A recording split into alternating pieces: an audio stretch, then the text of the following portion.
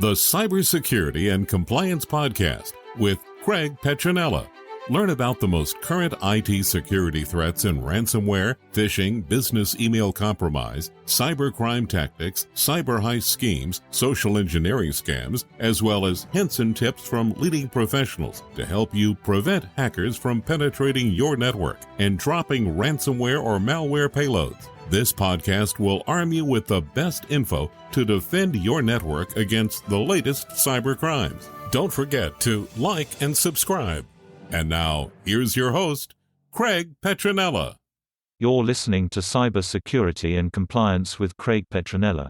Visit us online at petronellatech.com. Good afternoon, everybody. Today's another exciting day on Bitcoin, cryptocurrency. We've got BJ. Hello. What day isn't exciting anymore on the cryptocurrency and cybersecurity? Yeah, really. Well, yesterday we had we might as well reserve podcast for that day. That would be a more significant day. Yeah, no kidding. So yesterday we had the big Facebook outage. What was it? 6 hours of downtime? Yeah, it was pretty long. So they're still investigating the cause or the root cause of it. There was a lot of unhappy people. That's interesting that you differentiate, because that probably is very important to say that, because it is a factor, like what's the cause and what's the root cause. Right. So, well, I'm sure that there'll be some investigations around that, and as far as, what the root cause was and what exactly happened there. But it obviously affected not just Facebook, but Instagram, Facebook Messenger, WhatsApp. It all came crashing down. So it kind of goes back to centralization, right? The whole point of Bitcoin and cryptocurrency is decentralization. And what does that mean? So centralization or traditional computing is relying upon a single provider or a single platform. In this case, Facebook. They host their own stuff, but they're still centrally located, right? They have a data center or data centers that they spread their servers onto, right? And they spread the workload there, but they're still not leveraging decentralized technology, and they're still subject to downtime or what's called a DDoS attack. If it was a bad actor that wanted to send surge traffic amounts to try to take the site down, which is where there's different DDoS mitigation techniques, but basically it's about spreading and the load. This goes along with what you were talking about in regards to. Sorry, Craig, this is perfect live drama happening right now. Aaron's calling back to get on this podcast, and I have my Alexa linked now, so I can't silence it because it's my speaker in the background saying it, and I don't know how to.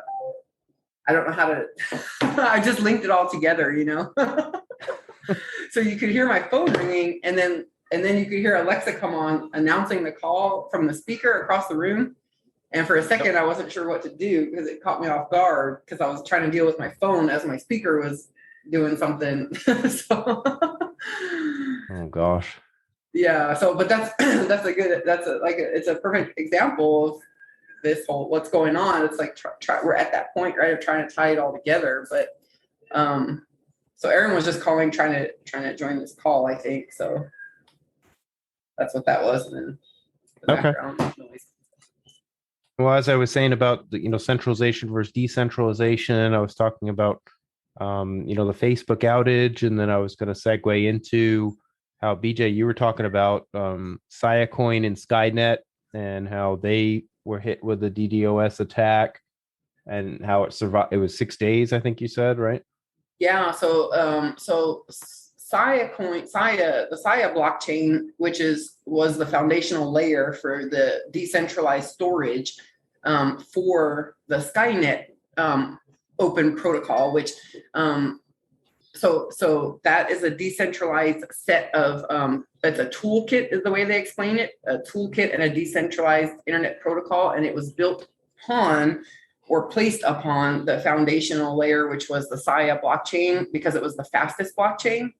And so it's data storage, but decentralized. And so there was an interesting example of the benefit of this A few weeks ago, it looked like a coordinated denial of service attack against the SIA hosts because of the nature of the way it works. There's a large number of hosts spread across the SIA blockchain network that are hosting data that Skynet accesses. And so during the event, I guess a bunch of these hosts were hit independently with this denial of service attack. So, but the remarkable news from that was that the actual collective network didn't lose any data during this coordinated attack because of the nature of decentralized storage. That's because they had enough nodes participating in the network to be, then the ones that we were hit and deactivated or disrupted, they were outnumbered by the nodes that were active. Yes. So the active nodes took on the load and kept the network running, which is just like how Bitcoin works. It's always the target, right? I mean, the hackers are always trying to break the blockchain, but Bitcoin's blockchain is the longest blockchain, and the longest blockchain is the most secure. So every single second of every day that the network lives, it's adding to the chain length, and the longer chain is the strongest chain. So it becomes stronger and more resilient every day. So even if a country were to say, oh, we're going to ban Bitcoin like China did, well, the rest of the world is taking up the slack, right? So as nodes drop, new ones come up. And as long as there's enough nodes or even one still lit, the network still runs. Obviously, the more nodes, the faster the transactions go. And the less nodes, when there was disruption with the China ban, things slow down a bit. But as things speed up and slow down, the point is that there's no one power or central location or person or computer network to target to take it down. You can't take it down unless everyone in the world were all to agree that, okay, we're going to all take it down and we're all going to push the power button all at the same time. We can't agree on ice cream flavors. How are we going to agree on that? That is so funny that you say that, because just yesterday I had this funny thought to myself. I was like, you know what? We could really learn something as a species by watching our children, because if you watch their behavior, like, they're so united, right? Like, they got their song Baby Shark to the all-time #1 ranked, YouTube video. Like, they united together, the kids did, and they got their video to the #1 spot of any YouTube video ever, right? Yeah, it's all, around. There's all different ways you can look at it too, but the point is, like, we were talking, BJ, about the Shiba Inu coin, right? With the dog, and how it's supposed to be like at least the little bit of research that I did on it, it was like the arch enemy of the Dogecoin, right? Or Dogecoin, however you want to say it. But anyway, my point is, it's a coin that somebody created. Oh, well, I like this breed of dog, I'm going to create a coin around it. It may not have any realistic utility or value or purpose like Ethereum. You could actually run stuff and program smart contracts on the network, on the blockchain, and do stuff with it, right? Well, you might not be able to do anything really with this particular coin, but if enough people buy it and they feel value in it, or they feel good buying it, the value is going to go up because it's supply and demand, right? My point is that it's really up to the world to decide what is worth whatever, right? True. That's an interesting point. And, before we move on to crypto, one last thing, though, about what makes the technology of decentralization and blockchain so fascinating. So back to that coordinated DDoS attack that the SIA hosts suffered, and no data was lost. But it's interesting, aside from what you pointed out, as far as, the chain, being an immutable record and all that, aside from that, like, they didn't lose data because it's decentralized and there was no one single point of failure. Because even if a couple of hosts are compromised, the data still exists elsewhere because of the way they're storing the data. It's not like one host has, like, say if I store 50 gigabytes of data, it's not like one host has that 50 gigabytes of data. They're spreading it out across the network, but they're also, on top of that, another layer of protection and strategy that they've used on top of spreading it out, they've created like seed packets of the data and put those all over the place on the network. And so if a host is hit with ransomware and all their data is locked up, they can piece together the data just by gathering what exists with all the other hosts. And so it really does, it's like the power of unity, it's exemplified in a blockchain. And it's similar to, I don't know if you ever heard of PAR, PAR, but back, about 20 years ago or so, we didn't have the speeds of internet that we have now. We were still using modems and we were just, DSL was just coming out, right? So faster broadband was just really getting started. My point is that PAR, or parity, was a technology that broke up large files into smaller chunks and then dispersed them. And then I'm sure everybody remembers Napster and Kazaa and torrents, similar technologies. My point is that they're peer-to-peer. They work similar to how a blockchain works, where a lot of people join, they load the software, they join, they become a node on the network, and then you can share music, or you could upload music, or you can download music, or it doesn't have to be music, it could be videos, whatever it is. And then they break it up into little pieces like you were talking about. So the more modern approach is blockchain and the different technologies that can be decentralized on it. It kind of took that fundamental idea of peer-to-peer and then upgraded it and enhanced it, because now, and a perfect case example again is the Sia blockchain with Skynet. For this example, because then on top of all of that we just discussed, as far as the seeded data and the multiple hosts, on top of that, they have what in that is this is their wording from their content online, is constantly monitoring and repairing the health of the data in real time. And so it wasn't really news, like you didn't hear about it in the news when they were under I was watching it, like I was paying attention to it on their Discord channel and their core development group and stuff, and it was a pretty big deal. Like it was a pretty big hit. They were under attack for sure. Well, the fact that they withstood that attack and didn't lose any stored data is compared to what we've heard of some other DDoS attacks and how crippling they were. It was pretty big news. It wasn't really talked about much, but it was pretty big news just from a technical perspective, that it withstood that attack. And whatever this automation engine is doing to, according to their words, monitor and repair the health of the data real time. Well, they definitely withstood that attack. Yeah. And what came to mind as you were talking about that is, Facebook, right? How Facebook is really under the microscope and getting criticized for ethics and things like that. And then the downtime issue, yesterday. But then it's also, I don't use Facebook, but Facebook often is used by folks to keep in touch with their family, friends, and they post various text, video, audio, whatever it is, right? So it's this platform. However, it's still quote unquote regulated by wherever it is, right? So like China censors it and other countries censor it or ban it. But what if we go into the future and there's a version of Facebook or a type of site like Facebook that is decentralized? Then there's literally no stopping it. There's no it goes back to free speech, right?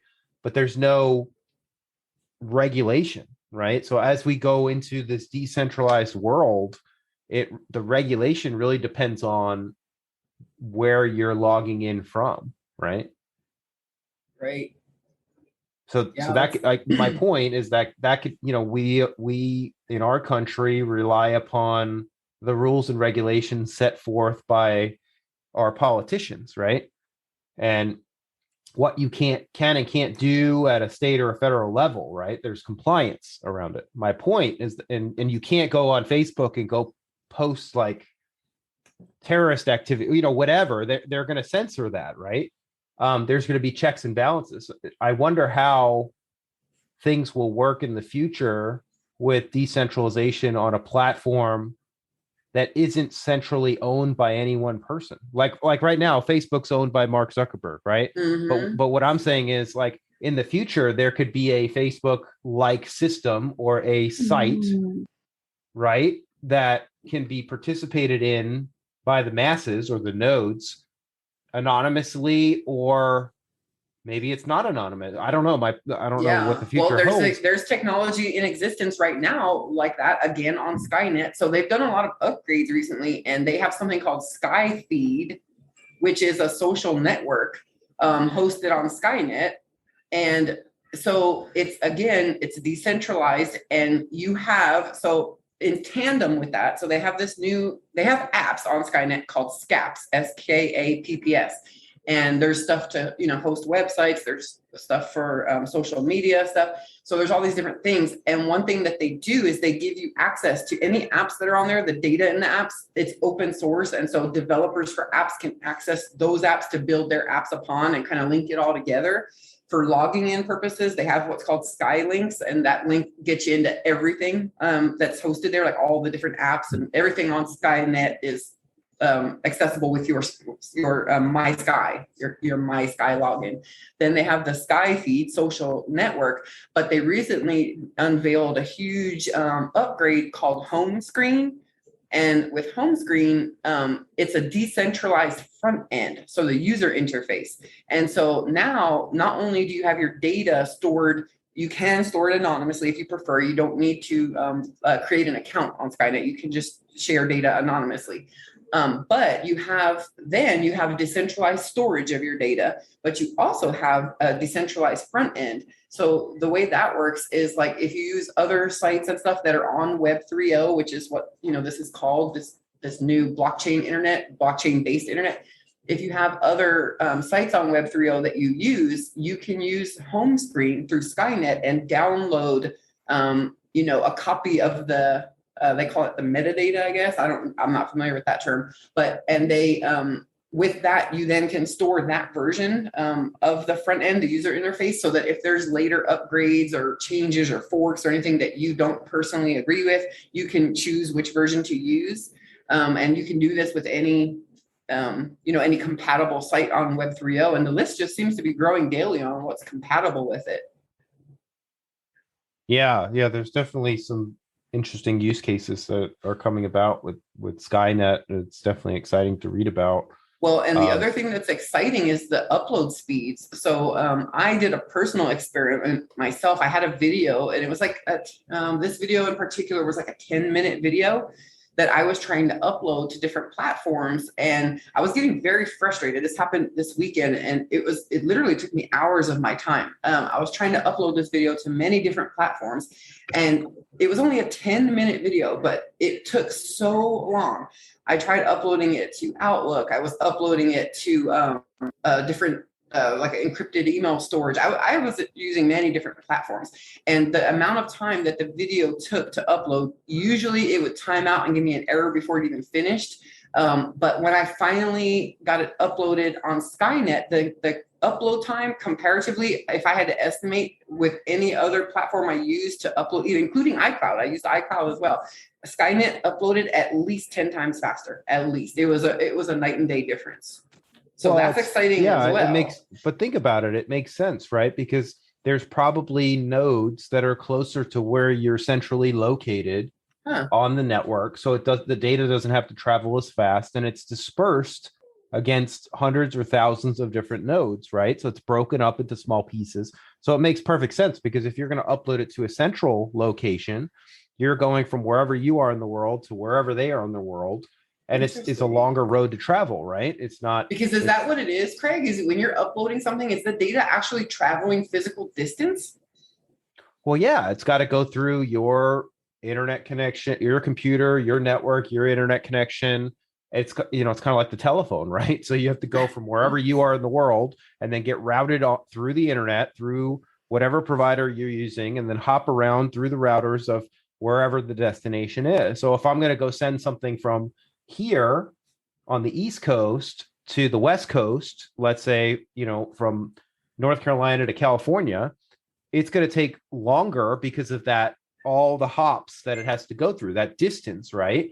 So with websites, at least with traditional websites, that's where CDN technology or content delivery networks come into play, where the website will load faster for so say the website is centrally hosted on the East Coast in New York, and you want it to load really fast for people in France or in Canada or different parts of the world that are far away, like Australia, for example, or China.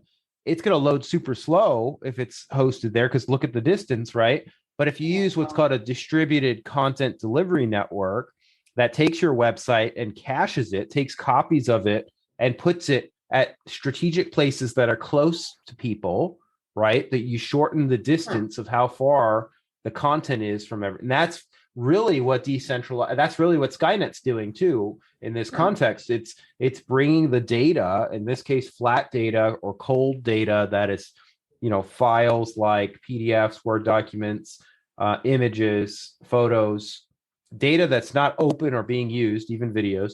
The point is that people are not sharing it. It's not in a database. It is flat data, a file or files.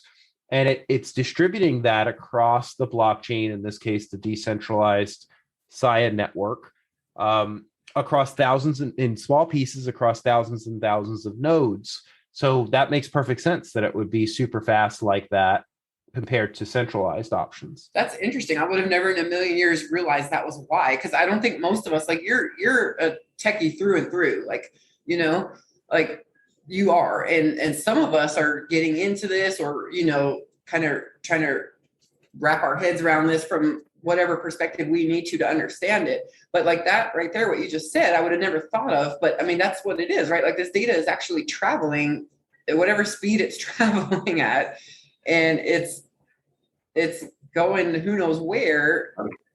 So that's something that we don't think about when we upload things and stuff. We're not even aware of this process.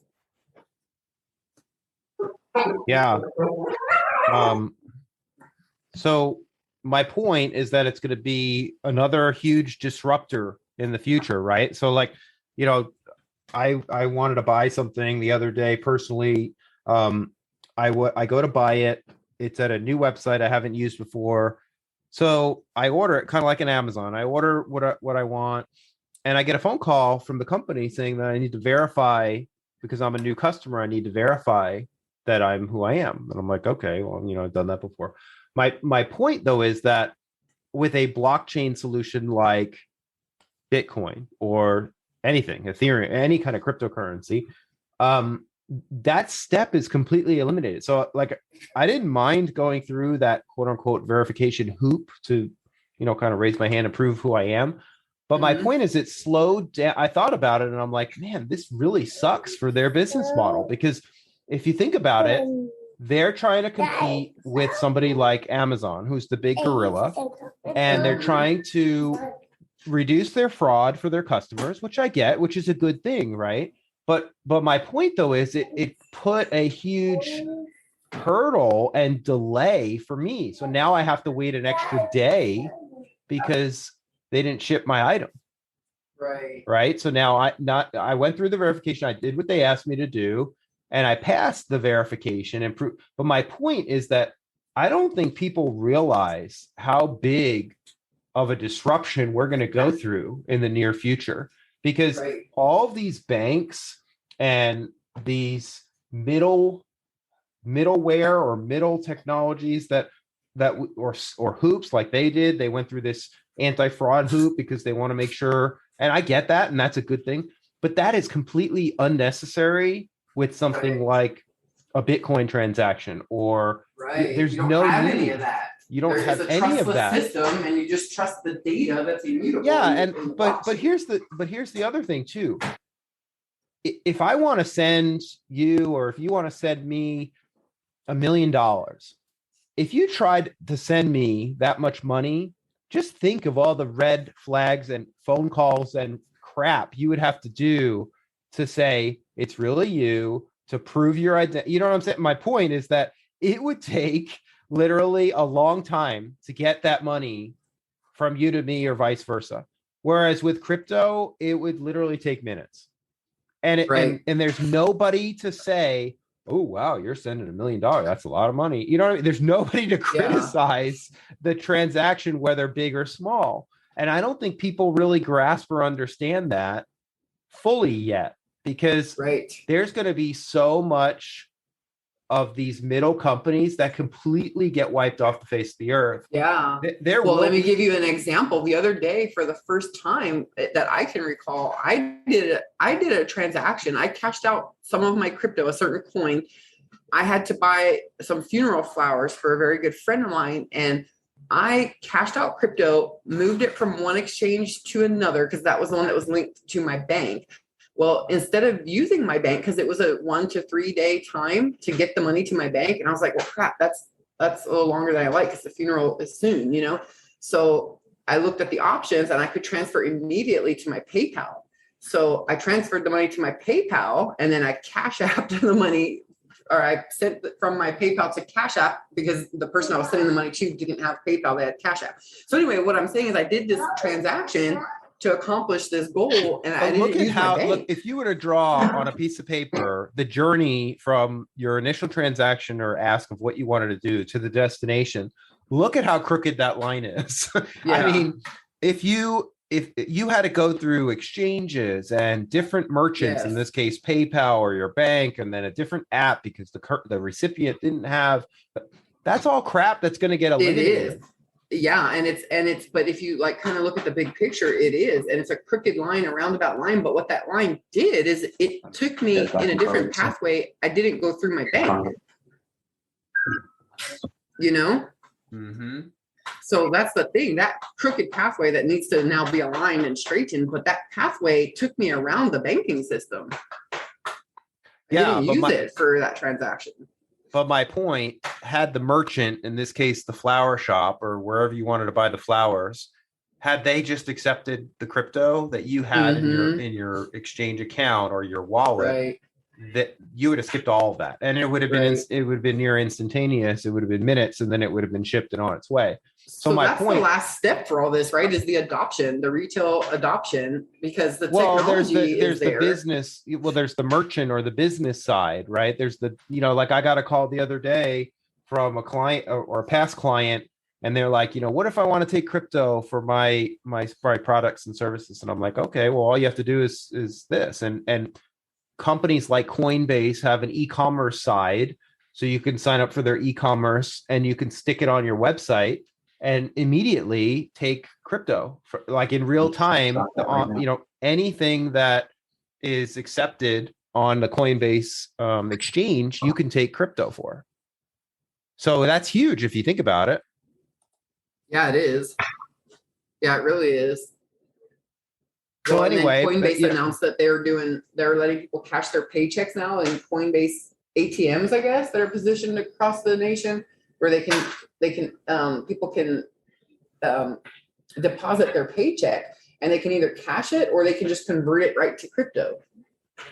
And that is huge too. But my point is, I don't think that a lot of businesses really understand how much of an impact this is all going to be, and how much of a disruptor it's going to be, because there's going to be more and more people that are going to hold various types of crypto. So there'll always be a need for an exchange to take that and flip it, or something like a pancake swap, or some type of flipping from whatever you have to whatever the recipient wants. There's always going to be a need for that.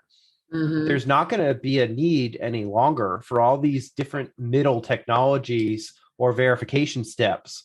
It's all going to go away, and it's all going to get more streamlined. And there's not going to be a central authority, in this case, a bank, that will criticize. Like right now in the banking industry, typically, like if I was telling Aaron this, we were trying to, with SweetDash, our CRM system, we were trying to add capability for ACH so that we could take from our clients payments through checks, electronic checks, right?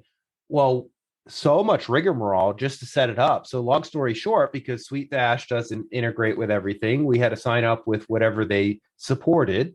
In this case, it was Stripe. So Stripe is a popular option for merchants to take credit cards and electronic check payments from their customers for their goods and services that they sell.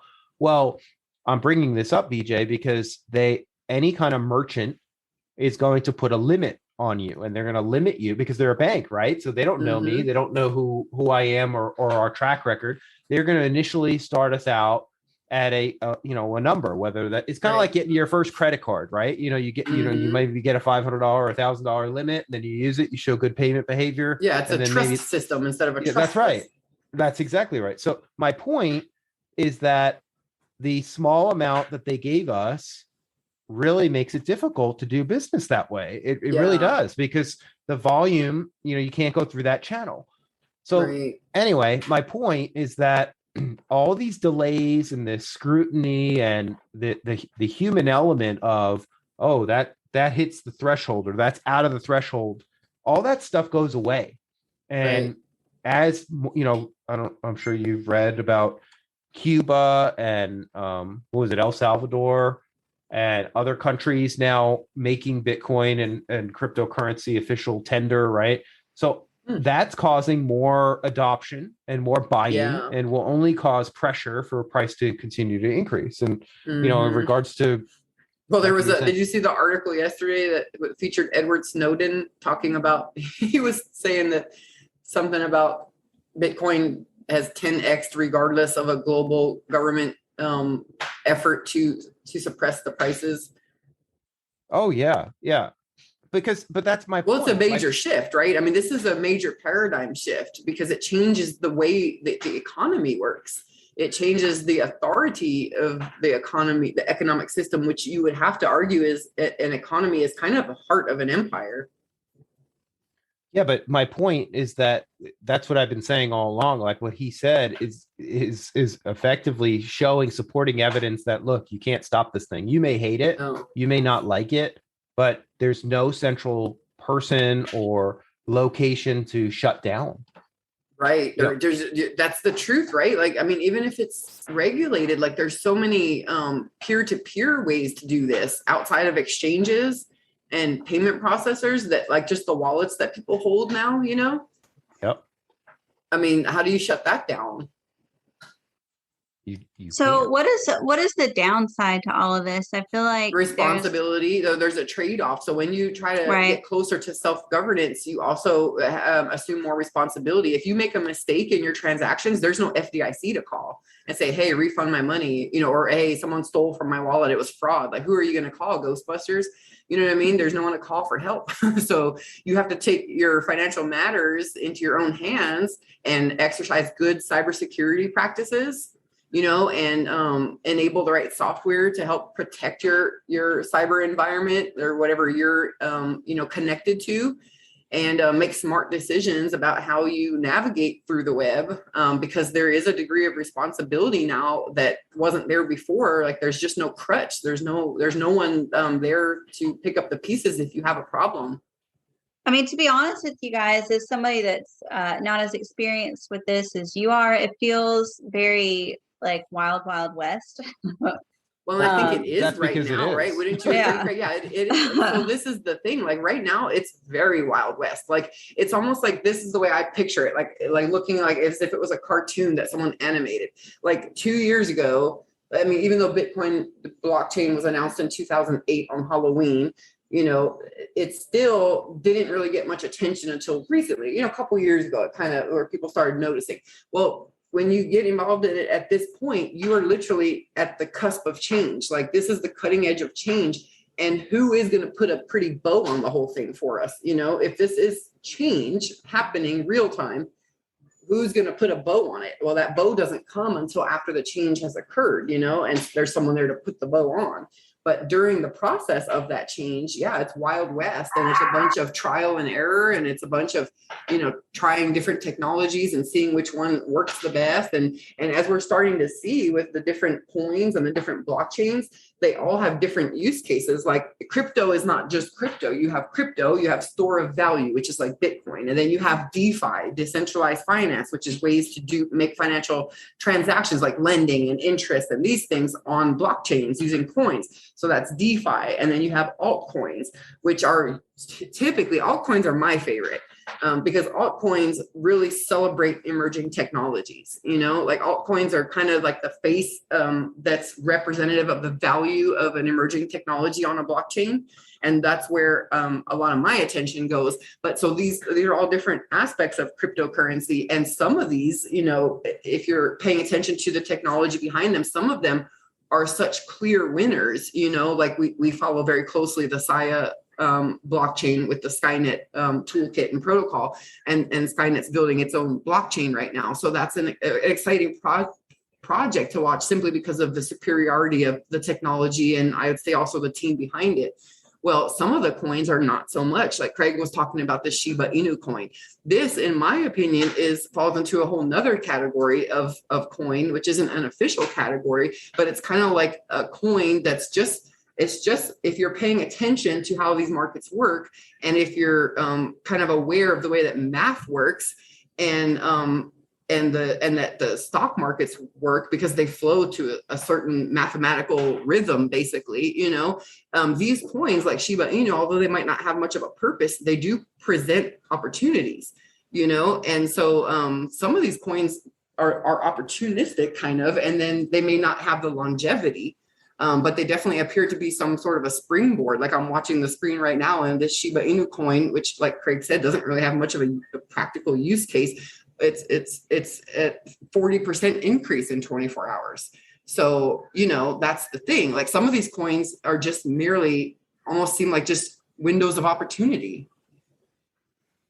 Well, and it goes back to pure supply and demand, right? It goes back to there's no, like in this case, there's really no utility value of owning this coin. It's really just supply and demand. And I think there's so many quadrillion, it's like a ridiculous supply. So if you just imagine since there's so much supply of it, how much people are buying of it to cause that drastic percentage change. It's pretty mind-boggling. Well, you can see, like how you said in the beginning of this call, Craig, that the world will decide. I forget how you finished it, but the world does decide. Like you can look and see the direct correlation, right? Like if you go on Twitter right now, Shiba Inu is trending in technology on Twitter. It's also the highest performing coin on my screen right now, and so you can see there that like it's like the collective is moving certain things. Well, that's forward. That's kind of it. It's the collective, right? And that kind of segues into perfectly the non-fungible tokens, or the NFTs. I was telling you,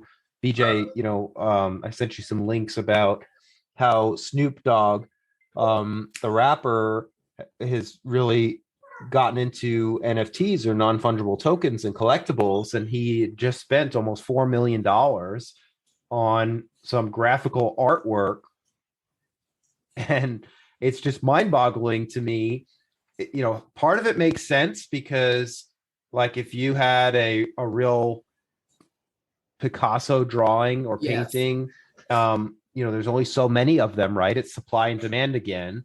But how do you prove that it's real? How do you prove the authenticity? So now you would have to bring it back to what Aaron said. It's the Wild West right now. So this NFTs, like you said, part of it makes sense. The part of it that makes sense is the fundamental concept, which is attaching a degree of identifiability to a coin, where it's not, it can't be duplicated by another coin because it's attached to something non-fungible. Well, that's the part that makes sense. The part that doesn't make sense is everything else that's going on, like Snoop Dogg buying 4 million of, just a whatever digital something. Now that part is related to that part of the human psyche that jumps on fads. And you know what I mean? When you release something that's new and shiny and bright, what happens? The masses go running to it. It's like a honeypot. And eventually that dies down, right? So it's a fad right now, and everyone's it's like almost the greed takes over, like, hurry, let's go get it before they're out. They're almost gone, type of mentality. And then everyone's going to step back and realize how silly this all was. And then the real purpose of NFTs, which is to really, designate something like a piece of property, or, a boat, or, even a birth certificate could be attached to an NFT. You know what I mean? Like those types of things, like that's the real value in it. not to mention like then you can start to think like potential, as blockchains get faster and faster and they work, better and better. I mean, then you have, then you have all kinds of possibilities that open up with NFTs. Now is that unfortunate side effect of the Wild West, which is where some of the herd mentality kind of unfortunately rears its head. Yeah, well, yeah, there's some truth to that, but like what you just said before, though, that's some of that. I think you were saying like if you bought something, that proof, some of that is already just traditional blockchain technology. Where the NFT stuff comes into play is more for from the artist perspective. It's more for things that you would normally copyright, that like to show, like if I am a painter and I want to be posting my artwork out there. It's a way to prove authenticity and reduce theft, right? Like, so in the digital world, if I draw something or I take a photo of something and I put it on the internet, people can copy and copy and copy that thing, right? So with an NFT, you prove that you're the owner of it, and you can, that's a huge game changer, right? So I think that is also why there's the catalyst of the FOMO, right? The fear of missing out and the rush or Wild West towards the NFT in different ways. But my point is that I think NFTs are going to be here to stay, and you're going to see more of the art in paintings, in audio, in video, like movies, things like that. Like I'll give you an example. Like if Lucas films, Star Wars, right?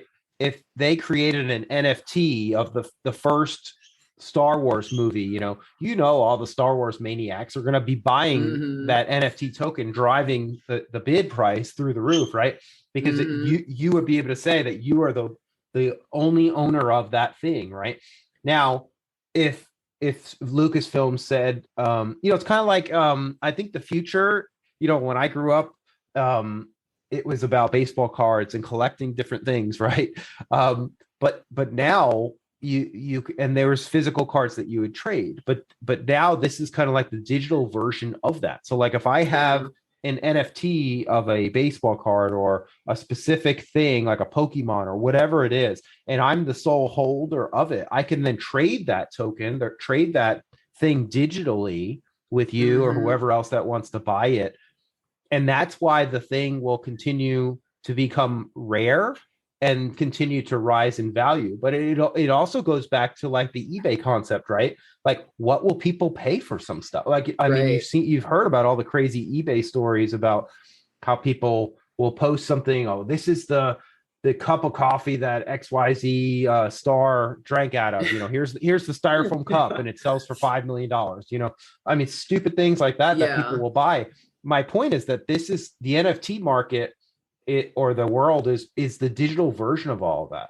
Yes. And that is so true. And then we have to keep an open mind that some of this, we may not have come to a full understanding yet of what the potential is and the use case is, because a good example of that is Bitcoin itself. Like when this was released back in 2008, no one knew at that time, we knew what Bitcoin and blockchain was being, what it was said to be. But at that time in 2008, no one knew that today in 2021, we'd be having a conversation about the Saya blockchain and Skynet and all of the cool things that's happening there with the technology. Like we didn't know that was going to be an outcome of the Bitcoin and the blockchain thing in 2008. And I think that the NFT is another example of that. Like right now we know what it's capable of, but I don't think we know what the eventual potential is with this. Like, you hear people talking about this transhumanism movement and stuff. Well, if blockchain keeps a distributed ledger of this, information, well, then that just the NFTs and transhumanism and blockchain being very fast speeds at, delivering information, then you start to open up a whole nother realm of possibility. And maybe consumerism and owning things, right? Like where our society is so addicted to here's the owning things. I think that here's the thing that I think a lot of people miss. Right now, in the current world of like art and things like that, like let's say you have a rare baseball card. You would have to bring it to somebody, and it would be that collector or that person's opinion of what that thing is worth, right? So they'll say, yeah, well, BJ, okay, you can get probably $3,000 or $4,000 for this card. That all goes away with NFTs. It's the world that then determines the value because it's all in a blockchain. Does that make sense? Might have lost people. Yeah, I mean, sorry, my meeting was taking noise and I went on mute, but yeah, it does. It definitely does. It also makes sense from like some of these NFTs that are storing, like say deeds, property deeds and things like that. Like if say there was a catastrophe on, I say Web 2.0, for anyone that doesn't know what that means, just anything that's not, moving to Web 3.0. So if there was a catastrophe on Web 2.0 and records were lost, NFTs could be there to, prove certain things as well. Yeah. But I think we're barely at the beginning of NFTs. So right now we're in that silly phase, where like what, you hear about $4 million NFTs for whatever it was. We're in that silly phase. And I mean, I don't think it's very sustainable, that silly part of it. Yeah. So I know I came on a little bit late. Did you guys go over what NFTs were before I joined? Because I don't know what those are. We did briefly. So an Okay. NFT is a non-fungible token. It's a way to prove the ownership of a specific thing. So like when we talked about Snoop Dogg and how he purchased an NFT of artwork that was a graphical image, a computer image from an artist. He bought that token that proves that he is the sole owner of that piece of artwork that he bought. That's what an NFT is. Does that make sense? So it's the Yes. it's stored on the blockchain. It doesn't even have to be an item. Basically, an NFT just somehow makes that coin not duplicatable or like you can't interchange it with another coin. Like if I have one Sia coin and or if I have two Sia coins and one of them is an NFT, that cannot be, the other Sia coin cannot then take the place of this one that's an NFT. It just makes it it's like immutable. The coin then is attached to something, whatever it is. It could be anything really, but then it makes that coin unique. And that's where it's non-fungible because it just can't be interchanged with something that doesn't have that same uniqueness attached to it. So when you're saying, Craig, that the NFT will basically work as the, what is it? The person that puts the price on things? Appraiser. Thank you. Well, the NFT reduces the need for an appraiser. So basically what an NFT does is it's a non-fungible token, a way to store, whether it's, let's say, Aaron, you find a Picasso or some type of artist and it's a painting. It doesn't have to be a painting. It could be an audio snippet. It could be your voice recorded saying something or singing something. It could be a video. It could be a video of your brother's kids, whatever. The point is you can take that event, if it's video or audio or artwork, or you can draw on a napkin. Like it could be the first napkin sketch of how Facebook was broken out on a two napkins, right, at a bar somewhere. My point is you could take a picture of that. We'll use the napkin example. You could take a picture of the napkin, and that picture can then be converted into an NFT and be stored on a blockchain like Ethereum as a token. And then you are the only owner of that thing, and it's original and it's tied to you. So basically, it's like an authenticator. Yeah, it uses the blockchain, which proves ownership, right? The blockchain is a distributed ledger that tracks any kind of appends or changes or things, right? It tracks the navigation of things stored on the ledger. So in this context, the NFT or non-fungible token is a way to prove that if you bought a collectible or you bought, like I said, the rights to an image, a file, whatever it is, it proves that you are that owner. So you don't need an appraiser. Nobody else, none of those appraisers are needed anymore. You now have that token, and the value of that thing is purely supply and demand if there's a world of somebody else that might want it. Gotcha. That makes sense. Okay. So Yes. like collectors of it could be anything. It could be, World War collectibles, right? You've got this whatever it is, this gun that was used or in this battle or whatever, whatever. Like I said, it could be proof of ownership on a traditional blockchain, or it can be an NFT in the digital world. And it doesn't have to be ownership too. It's just something, it's just a uniqueness, Erin. It's just something that's non-fungible. So it just makes that coin different from all the other coins on that blockchain. You can put an L stamp on it. But the author, it's now an NFT. Like, how like Pokemon cards are popular with kids, they like the different characters and stuff like that. Well, in this case, Pokemon is the author, right? So Pokemon could say, we're going to release only one of this special drawing or character card or whatever, right? A collectible card. Well, they could make that into an NFT that somebody in the world can then buy, and then they're the only holder of that coin. So if you think about it, and Pokemon is around 30 years from now or whatever, that thing is super rare, and Pokemon fanatics will pay exponential prices for that thing, right? Because you're the one person in the world that has it, and you can prove it. That's pretty cool. Yeah, it's just something uniquely identifiable that makes it non-transferable with other coins.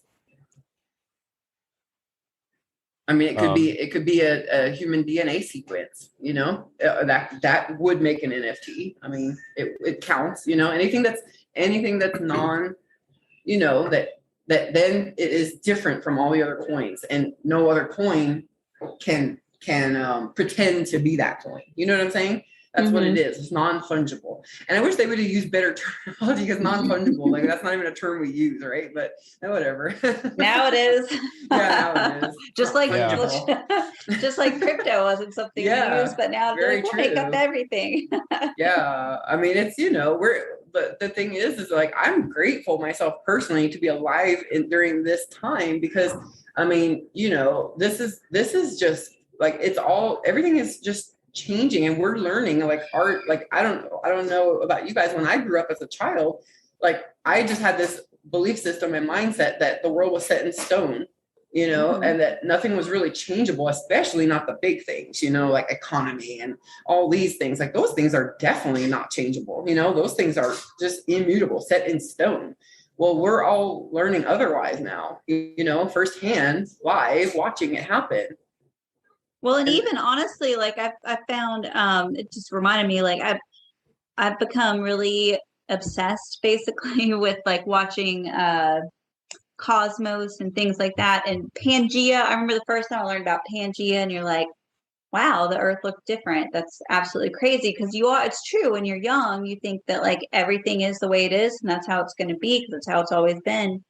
But then you learn that no, that's not the truth. And at some point in the future, things are going to change. Everything will change. We didn't know when we were growing up, because the world looked pretty and it was cool, and we were exploring and having fun. But we didn't realize, because our viewpoint was what it was, we didn't realize that we lived in a very disjointed world, And now that we're watching things like blockchain, which is unifying in itself, because of just what it is technologically speaking, and then the communities that surround the blockchain. But we're watching, and then, watching the Internet of Things. And, I don't know if you've seen like on your devices, but it's very common now when you pull up a new app or a website, like if I'm inside of one app and then I go click on another app or something, I'll get a pop-up. And this happens all the time now. I'll get a pop-up saying this app would like permission to access this app, or, like it's all connecting. And so as these connections are being formed with the Internet of Things, and you have the blockchain that's, a very connected technology, and then You know, and you have nature itself, like Erin, you were talking about a special that you watch, like you like those Cosmos shows about like trees and the network inside of the earth. The mycelium, yeah. Yeah, basically It's being really cool. It's like a natural IoT, like, you know, like how the earth works and how the trees and the roots work and all the plants and everything. It's like a natural IoT. So if you picture the Internet of Things as a mirror of that, basically, you know, all this disjointedness, the separation that exists right now. I mean, if those gaps are filled, then, you know, who knows what the potential is, because none of us experience that in this lifetime. But, you know, it's that definitely the connections are being formed in some of these, you know, in some of these new technologies. They're forming connections that we didn't know were missing. We didn't even know they were missing.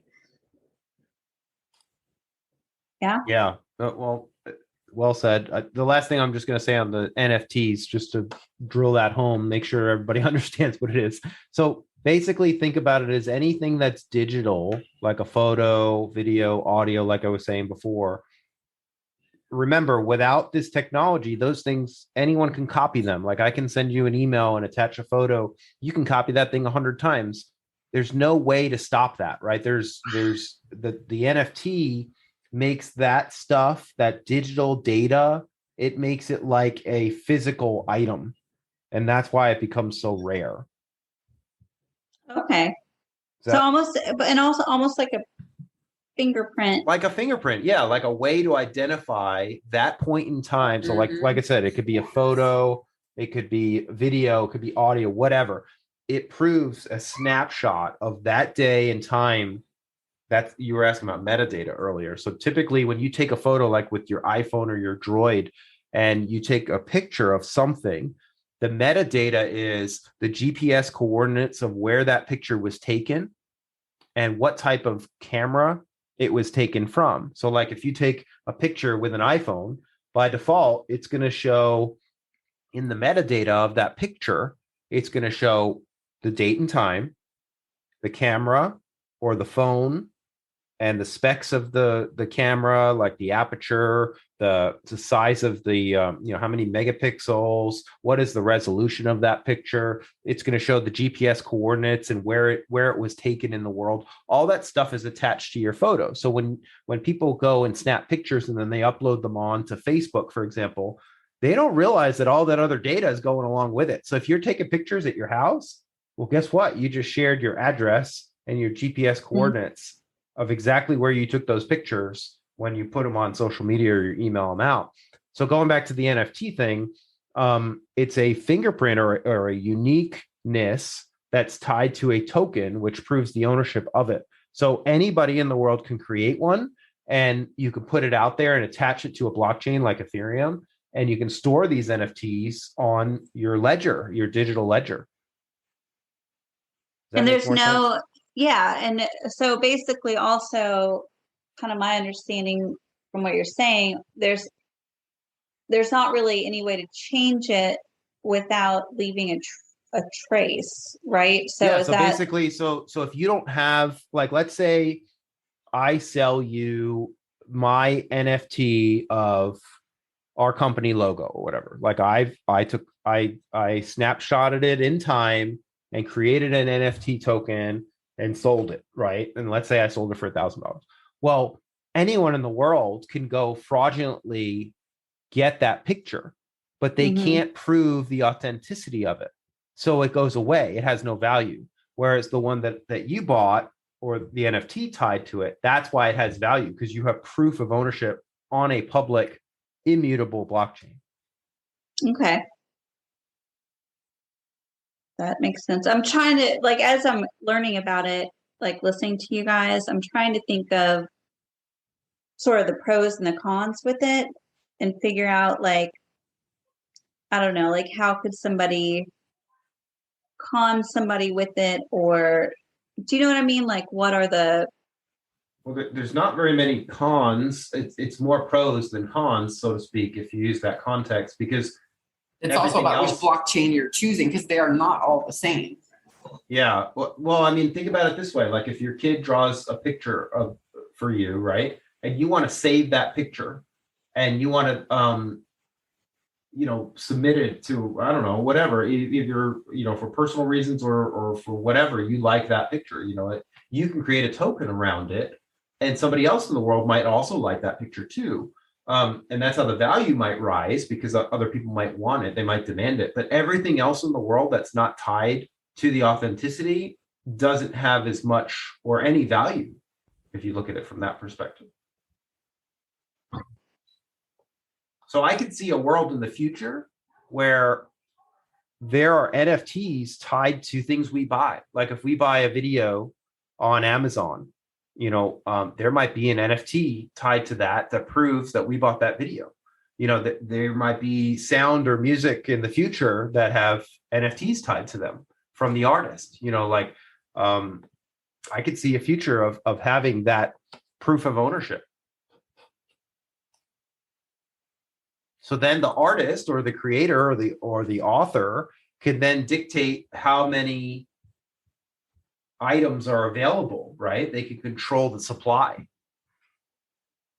Mm-hmm. So just different ways to think about it. The last thing I There's just going want to to be talk layers about to it, and lots of different possibilities and options. One case use for NFTs, there could be 1,000. There could be 10,000, and just like with the cryptos and the blockchains, the winners will emerge eventually. We're very brand new in the NFT space. That we talked about Skynet creating its own blockchain, not breaking off from the Pi blockchains. It's still the underlying storage foundation, but creating its own blockchain. And the reason that they claimed they did that was mainly to be able to support NFTs. So it is very important in the industry, and it more than likely is the next stage of progression with this whole space. But the case uses for it, I'm sure, will continue to unravel, and unfold as we move forward with the whole thing. Because Craig, we've been watching it for a few years, and you can see that today our understanding of this stuff as we perceive it is very different than a few years ago because of how things are unfolding in the space. Like now we're seeing okay, it's very clear that these coins, the DeFi coins are this, and the altcoins are this, and of these altcoins, these are where the technologies are, and NFTs, and the speeds of the blockchains, and all this different stuff. Yeah. The last thing I just want to talk about, and then we'll be done for the day, is I just want to talk about the Coinbase hack and how a lot of people that were using Coinbase were getting their accounts drained, and it was because we talk about cybersecurity, obviously, that those folks were not using the utmost in cybersecurity. So they had most likely malware on their systems that were snooping their emails, and they were probably using passwords that were breached or reusing passwords on multiple websites. So hackers were basically exploiting those flaws. And then they took it a step further and found a hole or a gap in Coinbase's multi-factor authentication, or MFA, through text. They found a gap there, and long story short, the folks that suffered through this are Coinbase is actually reimbursing, which is good to hear. But it goes back to good cybersecurity hygiene, and you have to be doing the stuff that we've been preaching for such a long time, which is unique passwords, long, complex, use technologies like Gatekeeper or token-based authentication, use keystroke encryption, sign up for our training if you haven't signed up for our training. But you've got to do these things and continuously educate yourself on how to not get hacked. Because if you don't keep trying to stay a step ahead, then sadly you can fall victim too. A good point to end on. This stuff doesn't mean that cybersecurity goes away. No. In fact, it might just be quite the opposite.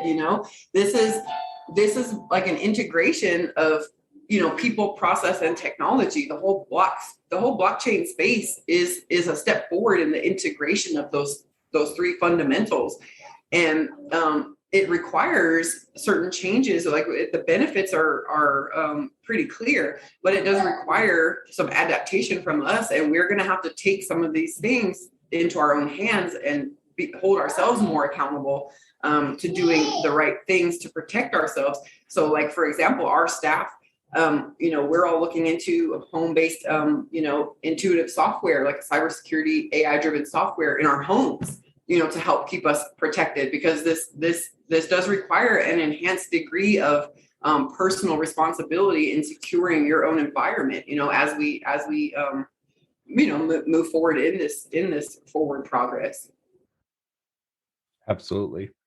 Humans have always been as good as their tools, right? So yeah, well, it's also not just the tools, but it's the testing and the assessing of the situation and look, trying to look through the lens of a hacker and try to figure out. That's the people part of it, right? That's the right. People, Yeah, the process training. and technology. One doesn't replace the other. It's just the alignment of the viewpoint changes as things change.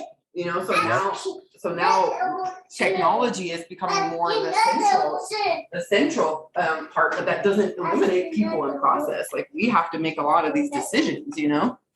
Exactly. Well, thank you guys. I appreciate it. Talk. Yeah, absolutely.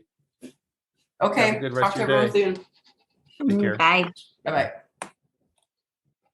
Thanks for listening to yet another episode of Cybersecurity and Compliance with Craig Petronella. Listen to all of our podcasts on Apple, Google, and Spotify.